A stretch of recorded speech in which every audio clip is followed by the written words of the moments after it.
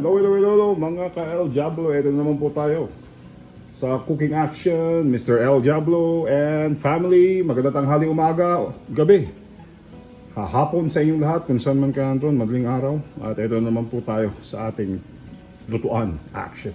So today may tilapia tayo as per you guys see.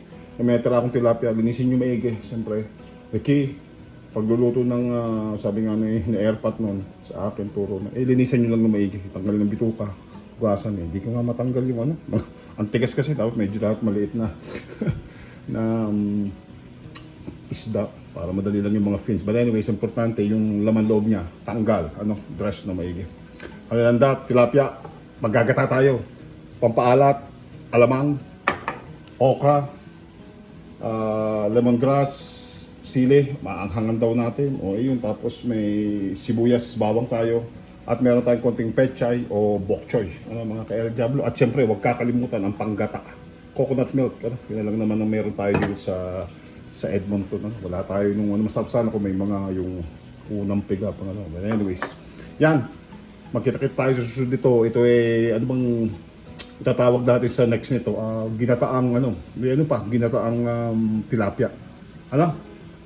With vegetables. So, in short, ginataang tilapia.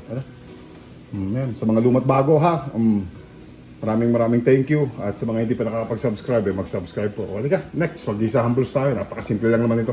Tara, gataan blues. Ayun, napakasimple. Sibuyas bawang, pangalan nito, tanglad. Actually, masarap sana kung may luya. Hindi ko pala nalagyan ng luya, but anyways, pwede na. But anyways, yan, sibuyas bawang, tanglad, lemongrass, saka gisa natin. Okay. Sabay natin yung habang ginigisa para matanggal ang banso ng lalagyan ko ng konting opia, manay popcorn, asin. Yung tilapia natin. Okay. So, ganun na kasimple. Sabayan natin matanggal ang pula o yung maluto ng bahagya ng ating tilapia. And we go next. At ayun nilagay ko yung gata. Ayun yung alamang, nilagyan ko ng konti, kung haluin nyo lang ng konti, pakuluan nyo ito ng another 5 few minutes. So, nagkulay na siya ng konti, pakuluin lang natin. Pangalan nito,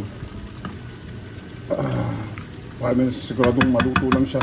And then, pagtapos niya na mga kaili, ilalagay natin yung ating, ilalagay natin yung mga gulay natin, yung okra.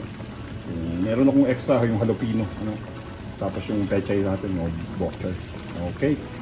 May like button, mag-subscribe at mag-share po tayo. May super thanks po tayo mga ka-El. At mag-comment po tayo palagi.